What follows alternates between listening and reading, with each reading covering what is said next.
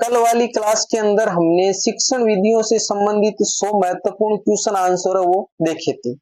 आज इस क्लास के अंदर हम 100 क्वेश्चन है वो देखेंगे, क्योंकि ये हमारे जो सेकंड ग्रेड का जो सिलेबस है उस सेकंड ग्रेड के सिलेबस और जो थर्ड ग्रेड का सिलेबस है उसके अंदर हमारे हिंदी है, उस हिंदी की शिक्षण विधियां दे रखी है। तो उन शिक्षण विधियों के क्वेश्चन भी एग्जाम में आते हैं, तो उनको भी अच्छे से देखना जरूरी है। तो हमने क्लासें तो नहीं लगाई है पूरी, परंतु कुछ जो महत्वपूर्ण जो क्वेश्चन आंसर है जो हमने यहाँ पर लेने की कोशिश की है। तो अगर आप सेकंड ग्रेड, थर्ड ग्रेड या फर्स्ट ग्रेड किसी की भी तैयारी कर रहे हो तो आप मेरे चैनल से नियमित जुड़ सकते हो, क्योंकि यहाँ पर आपको हिंदी से संबंधित जो सारे टॉपिक है वो अच्छे से मिल जाएंगे। फर्स्ट ग्रेड की सारी जो क्लासें हैं वो मेरे एक प्लेलिस्ट बनी हुई है, वहां पर आपको कंटिन्यू मिल जाएगी। सेकंड ग्रेड की क्लासें भी एक प्लेलिस्ट बनी हुई है सेकंड ग्रेड के नाम से, वहां पर मिल जाएगी। इसकी पीडीएफ फाइल है वो टेलीग्राम पे, आप टेलीग्राम को ज्वाइन कर लीजिए। अभी तक आपने चैनल को सब्सक्राइब नहीं किया तो सब्सक्राइब कर लीजिए। वीडियो पसंद आती है तो इसको लाइक करें। किसी भी प्रकार का आपको डाउट कंफ्यूजन होता है तो आप निसंकोच मेरे को कमेंट कर सकते हैं। बिना समय गवाए शुरुआत करते हैं आज की क्लास की। तो देखिए, हमारा जो 101 नंबर का जो क्वेश्चन है वो है, भाषा तत्वों का ज्ञान प्राप्त करना प्रमुख उद्देश्य है। तो वह है गद्य शिक्षण का।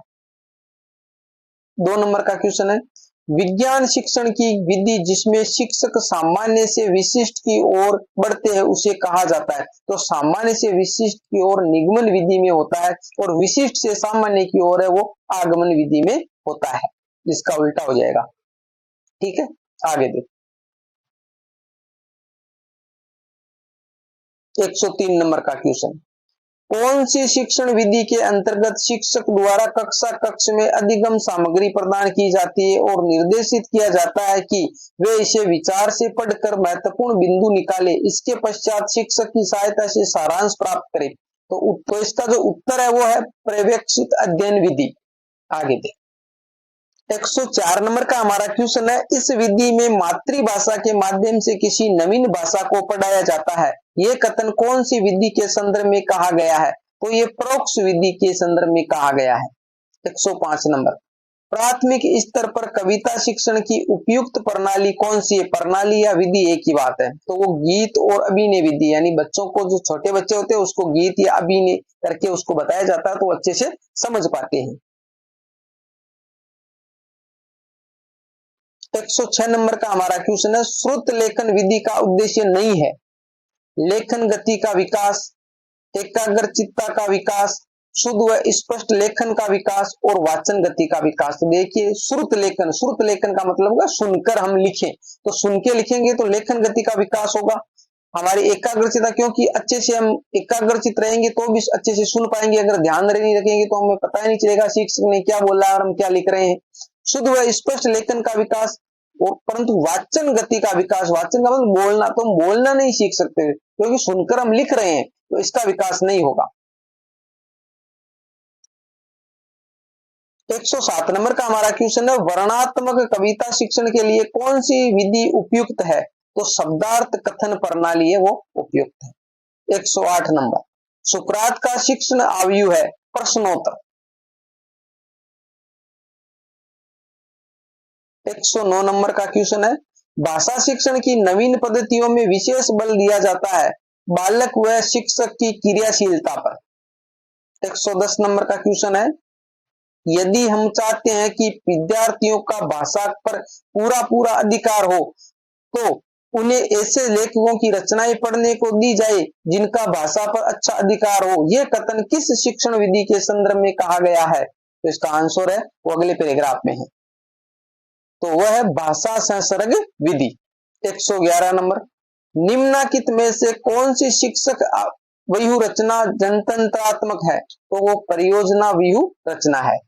112, इकाई किसी समस्या या योजना से संबंध जोड़ने वाली क्रियाओं की समग्रता या एकता को प्रकट करती है। इकाई विधि का यह कथन है थॉमस एम रिस्क का। 113 नंबर का क्वेश्चन है, पाठ योजना निर्धारित करती है अधिगम उद्देश्य। अधिगम का मतलब होता है सीखना। 114 नंबर है, इकाई शिक्षण का प्रमुख तत्व है पूर्ण ज्ञान। 115 नंबर, बच्चों के साथ गतिविधियां केवल तभी प्रभावी होती है जब उसका विश्वास है कि गतिविधि आधारित शिक्षा बच्चों को अवधारणा समझने में मदद करती है।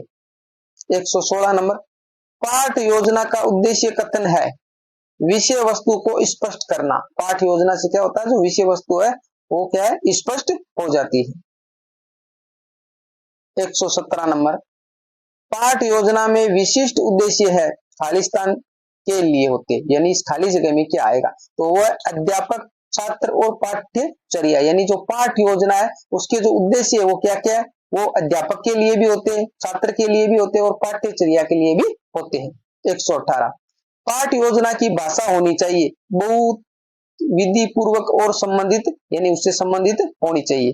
आगे तक 119 नंबर का क्वेश्चन है, खालिस्तान को कार्रवाई के लिए एक ब्लूप्रिंट और मार्गदर्शक मानचित्र के रूप में परिकल्पित किया गया है। शिक्षण योजना को, यानी शिक्षण योजना को कार्रवाई के लिए एक ब्लूप्रिंट और मार्गदर्शक के मानचित्र के रूप में परिकल्पित किया गया है। 120 नंबर, पाठ योजना का महत्वपूर्ण उद्देश्य क्या है, शिक्षण अधिगम प्रक्रिया का पूर्वानुमान करना, यानी शिक्षण की जो सीखने की जो प्रक्रिया है उसका पूर्व में ही अनुमान लगा लेना पाठ योजना का महत्वपूर्ण उद्देश्य है। 121 नंबर का क्वेश्चन है, इनमें से कौन सा शिक्षार्थी के सुदृढ़ मनोवैज्ञानिक ज्ञान पर ध्यान केंद्रित करता है, इकाई योजना। 122, शिक्षण प्रक्रिया का सर्वाधिक महत्वपूर्ण क्या है, पाठ योजना। 121 नंबर का हमारा 123 नंबर का हमारा क्वेश्चन है, एक नया शिक्षण अनुभव प्रदान करना, इसका एक उदाहरण है इकाई योजना का। 124 नंबर, शिक्षक द्वारा पाठ पढ़ाने के लिए तैयार की गई योजना कहलाती है पाठ योजना।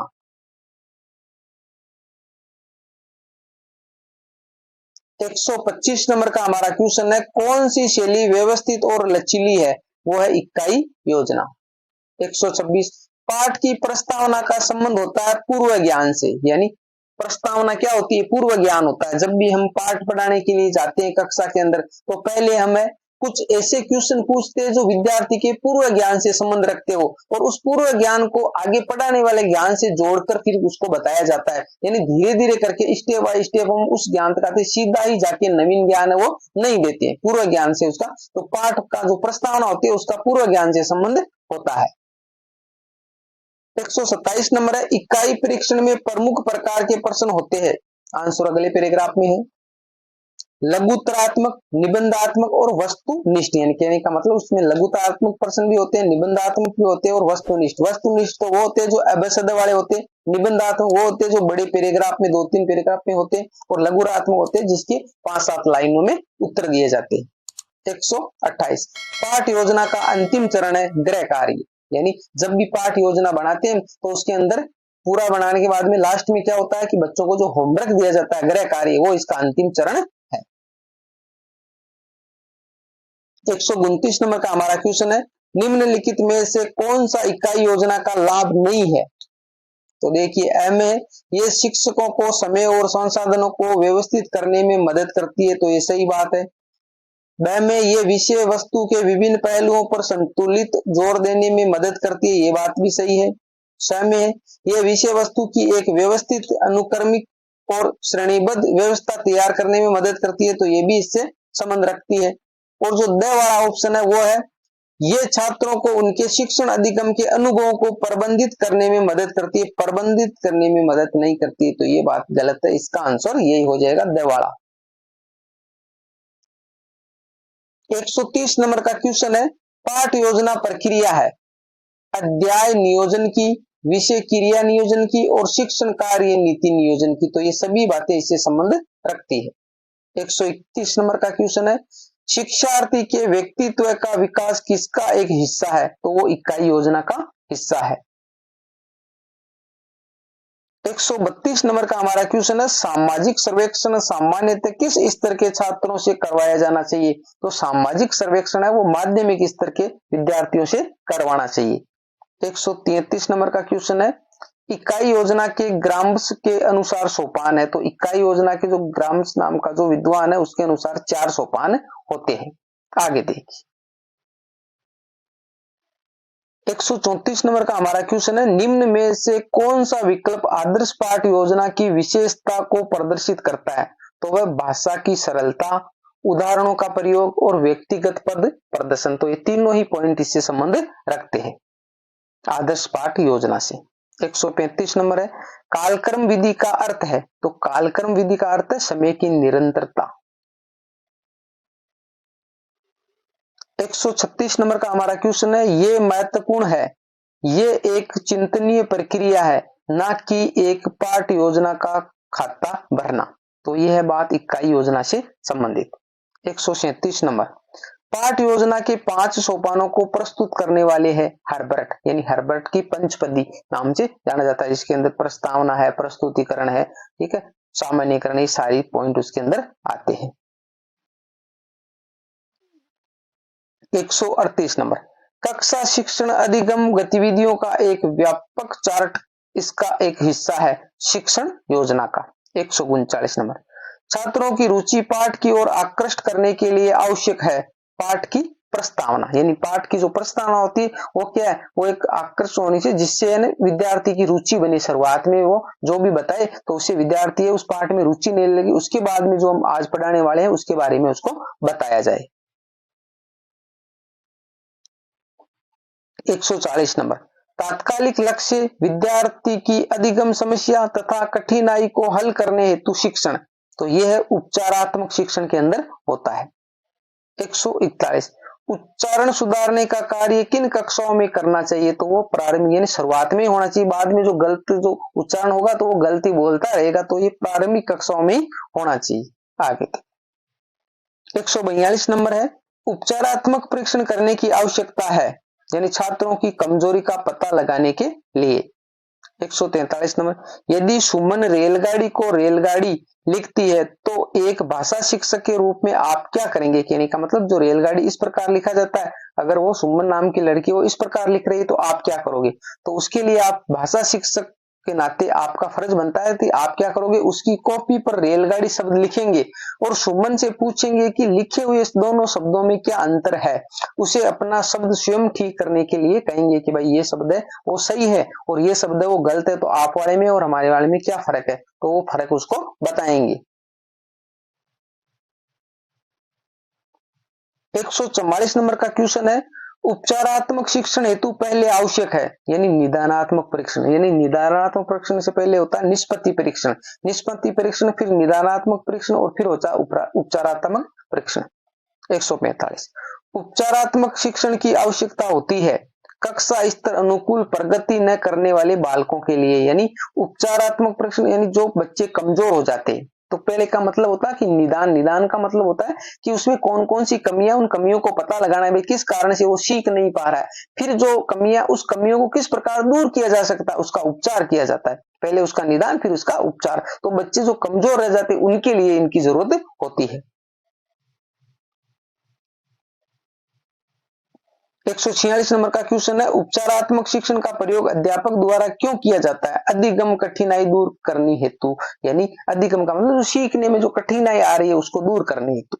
147, छात्र की भाषा शिक्षण में कमजोरी के कारणों या अधिगम की कठिनाई के कारणों की जानकारी किसके माध्यम से की जाती है? तो निदानात्मक परीक्षण, यानी जानकारी यानी पता किससे लगाए हम, तो वो निदानात्मक परीक्षण यानी निदान करेंगे उसमें कौन कौन से लक्षण है उसके अंदर के, वो कमजोर रह रहा है, क्यों नहीं सीख पा रहा, तो उसका पता लगाएंगे, उसके हिसाब से उपचार करेंगे। जिस प्रकार निदानात्मक और उपचारात्मक मतलब हुआ कि जिस प्रकार एक डॉक्टर होता है, डॉक्टर के पास जब हम जाते हैं तो हमें उसको बताना पड़ता है कि भाई हमारे को जैसे सर दर्द हो रहा है या हमारे को पेट दर्द हो रहा है या हमारे को बुखार है, जो भी चीज बताएंगे उन लक्षणों के हिसाब से फिर वो हमारा उपचार करेगा, हमारे को ट्रीटमेंट देगा, दवाई देगा। उसी प्रकार तो पहले हम विद्यार्थी के बारे में ये पता करेंगे कि ये सीख क्यों नहीं पा रहा। जैसे मान लिया कि बच्चे को हम होमवर्क दे रहे हैं और वो बच्चा जो घर जाता है और ऐसे ही दूसरे दिन वापिस आ जाता है, होमवर्क करता नहीं है, तो हम उसका पहले पता लगाएंगे। ऐसे ही उसको मारपीट नहीं करेंगे, तो होमवर्क करके क्यों नहीं लाया, उसका पता लगाएंगे कि ये होमवर्क क्यों नहीं कर रहा है,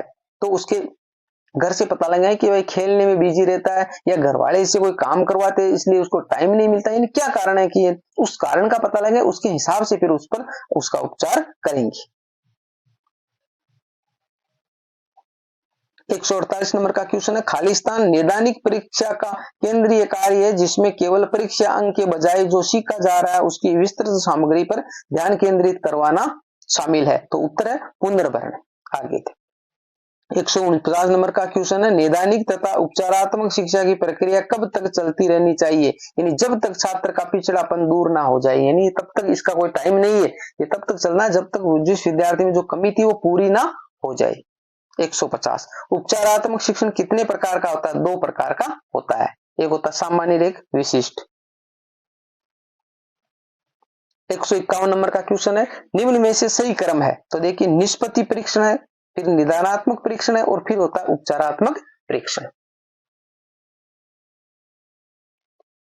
152 नंबर का हमारा क्वेश्चन है, यदि विद्यार्थी कुसमायोजन से बच रहे हो, पढ़ने की और उनकी रुचि वृद्धि हो रही हो, उनके व्यवहार में यथा परिवर्तन हो रहा है, तो निम्नलिखित शिक्षण कारगर समझना चाहिए। कौन सा? उपचारात्मक शिक्षण, क्योंकि उसमें अगर परिवर्तन आ रहा है, वो एक अच्छे लेवल की ओर बढ़ रहे हैं, तो वो एक उपचारात्मक शिक्षण है, वो सक्सेस हो रहा है।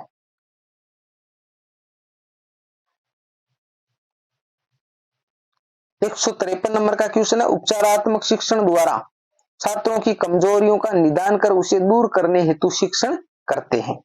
154 हिंदी भाषा शिक्षण में नैदानिक जांच किन किन भाषा कौशलों में छात्रों की गलतियों की पहचान हेतु किया जाता है? सुनना, बोलना एवं लिखना और पढ़ना, इन सभी में इसका किया जाता है। 155 नंबर है, शैक्षणिक निदान का प्रयोजन होता है उपचारी शिक्षण करना। 156 विद्यार्थी की सीखने संबंधी कठिनाइयों को दूर करते हुए करवाए जाने वाला शिक्षण कहलाता है। तो आंसर इसका अगले पैराग्राफ में है, तो वो होता है हमारा उपचारात्मक परीक्षण, या शिक्षण बोल सकते हैं, परीक्षण बोल सकते हैं। 157 नंबर, निदानात्मक परीक्षण के बाद जरूरत पड़ती है, निदान के बाद में होता है उपचार, उपचारात्मक शिक्षण। 158 उपचारात्मक परीक्षण का उद्देश्य है छात्र की कमजोरियों का पता लगाना। 159 नंबर है, पद विश्लेषण के लिए गलत पदों को महत्व देने की विधि कहलाती है स्टेनले विधि। 160 नंबर है, शिक्षार्थियों के सीखने में जो कमी रह जाती है उनके समाधान के बाद क्या होना चाहिए? सतत अभ्यास कार्य, यानी वो कार्य है वो लगातार चलते ही रहना चाहिए। जिस प्रकार हम जो रिवीजन करते हैं तो वो रिवीजन होते रहना चाहिए, वरना वो वापस आ जाती है वो कमजोरी, या जो वापस जो चीजें हम भूल जाते हैं। आगे 161 नंबर का हमारा क्वेश्चन है, एनसीईआरटी के अनुसार सहायक सामग्री कितने प्रकार की होती है? तो 6 प्रकार की होती है। 162 नंबर, ओवरहेड प्रोजेक्टर में प्रयुक्त किया जाता है ट्रांसपेरेंसी। 163 नंबर का हमारा क्वेश्चन है, गतिशील चित्रों अथवा दृश्यों को किसके द्वारा रिकॉर्ड किया जाता है? तो वीसीआर द्वारा। 164 प्रेक्षेपण के आधार पर सहायक सामग्री होती है 2 प्रकार की, एक होती है प्रेक्षेपित और एक होती है अप्रेक्षेपित। आगे देखो 165 नंबर का क्वेश्चन है, सहायक सामग्री का उपयोग छात्रों की खाली जगह अनुरूप ही करना चाहिए, यानी क्षमता और योग्यता, यानी उसकी क्षमता और योग्यता के हिसाब से ही उसमें सहायक सामग्री का प्रयोग करना चाहिए। 166 प्रतिकृति उदाहरण है, यानी जो मॉडल होता है ना, उस मॉडल। अप्रेक्षेपित सामग्री का, यानी प्रेक्षेपित और अप्रेक्षेपित में फर्क है। प्रेक्षेपित सामग्री वो होती है जिसको जैसे पर्दे पर हम प्रेक्षेपित करते हैं, ठीक है, जो पर्दे पर चलाई जाती है वो प्रेक्षेपित है, और अप्रेक्षित है जिसको पर्दे पर नहीं चलाया जाए। आगे देख 167 सामाजिक ज्ञान विषय में सहायक सामग्री का कौन सा उपयोग नहीं है? तो देखिए, पाठ को आकर्षक एवं रुचिकर बनाना है, मंदबुद्धि एवं प्रतिभाशाली बालकों के लिए आवश्यक है, छोटी कक्षाओं के बालकों के विकास हेतु ये भी है, नवीन भाषा शैली का ज्ञान ये नहीं है, उससे नवीन भाषा शैली का ज्ञान नहीं होता है सहायक सामग्रियों से। 168 नंबर, फिल्म दिखाने के बाद आवश्यक सोपान है उसका विवेचन करना, यानी उसको विस्तार से समझाना। 169 दृश्य सर्वे के प्रयोग के संबंध में निम्न में से कौन सा आधार सर्वाधिक महत्वपूर्ण है? तो ज्ञानेंद्रियों का संबंधित ज्ञान से साक्षात्कार।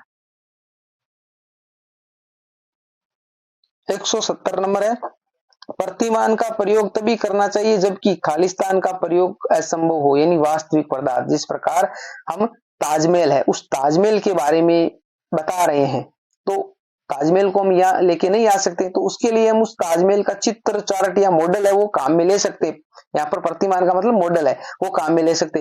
परंतु अगर किसी के आम के बारे में बताना है, किसी कोई फल फ्रूट के बारे में और कोई छोटी चीज है उसके बारे में बताना, तो वो वहां पर अगर उपलब्ध हो सके तो वास्तविक चीज ही उसे दिखाना चाहिए।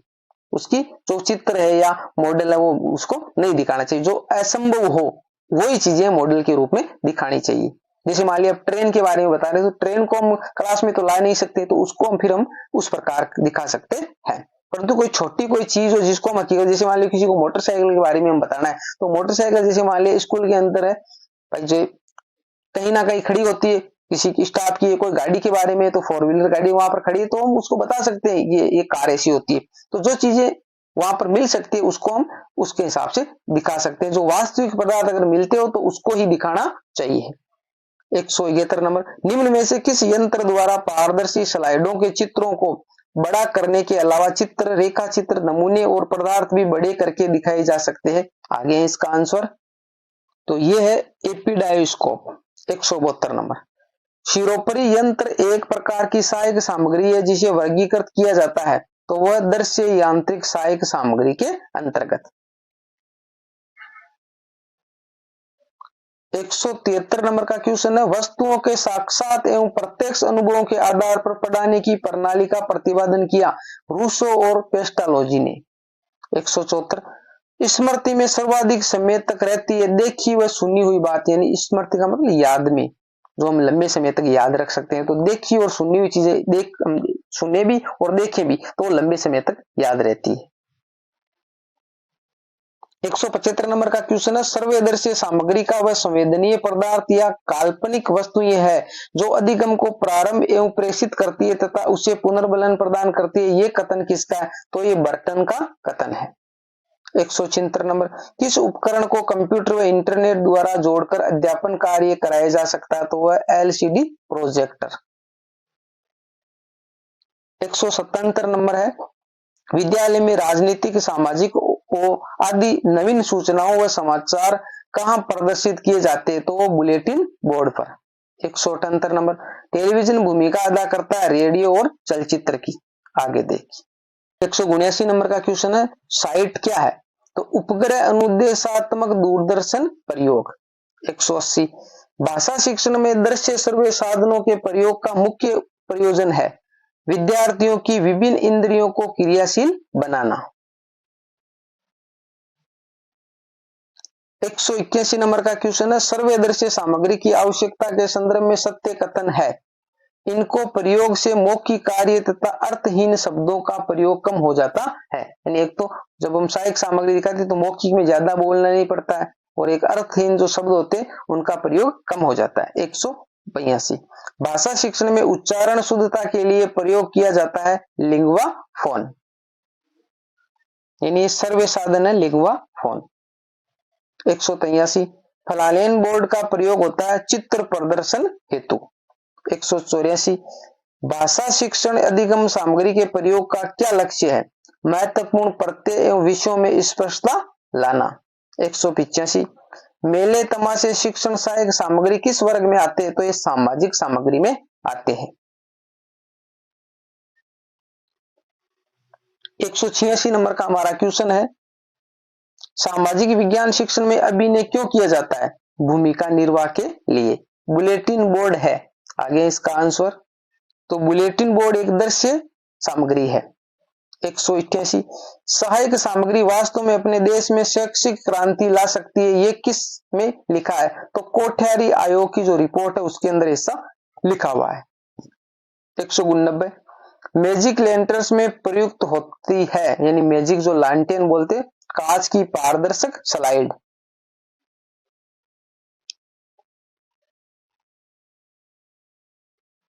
190 नंबर का क्वेश्चन है, फनेलन बोर्ड में लगने वाला कपड़ा होता है वो खादी का होता है। 191, वह यंत्र जो मैजिक लैंटर्स तथा एपिस्कोप दोनों का कार्य कर सकता है तो वह एपिडायोस्कोप। 192 नंबर का हमारा क्वेश्चन है, सतत एवं व्यापक मूल्यांकन व्यवस्थित ढंग से किया जाए तो इसका प्रमुख लाभ है, विद्यार्थी 70 पर्यंत अध्ययनशील रहते हैं। 193, सीसीई का पूर्ण प्रपत्र क्या है, कंडीशनल एंड कंप्रेसिव इवैल्यूएशन, ये इसका पूरा नाम है।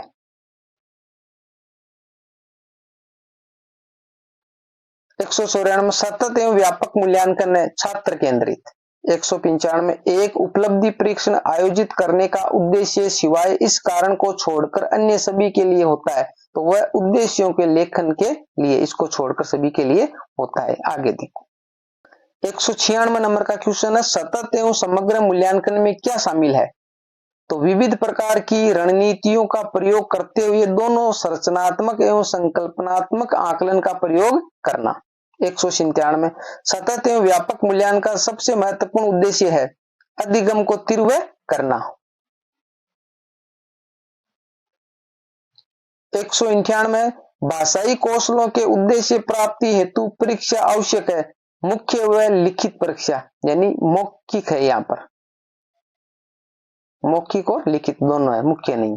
199, छात्र की मानसिक व शारीरिक दक्षता का परीक्षण करने के लिए जो परख की जाती है उसे मूल्यांकन कहते हैं, इस परिभाषा का संबंध है, ये परिभाषा राइस ने दी है। 200 नंबर का क्वेश्चन है जो इस क्लास का लास्ट क्वेश्चन है, राजस्थान में सीसीई का संचालन किस कार्यक्रम के तहत होता है, तो वह समग्र शिक्षा अभियान के तहत। तो हमने ये 200 के लगभग महत्वपूर्ण जो शिक्षण विधियों से संबंधित जो क्वेश्चन आंसर वो इस क्लास के अंदर देखे। उम्मीद करता हूँ ये क्लास आपको अच्छी लगी होगी। अगर अच्छी लगी है तो इसको लाइक करिए, अपने दोस्तों के साथ में भी शेयर कीजिए, चैनल को सब्सक्राइब नहीं किया तो सब्सक्राइब जरूर कर लीजिए। मिलते हैं अगली वीडियो में, तब तक के लिए जय भीम जय भारत।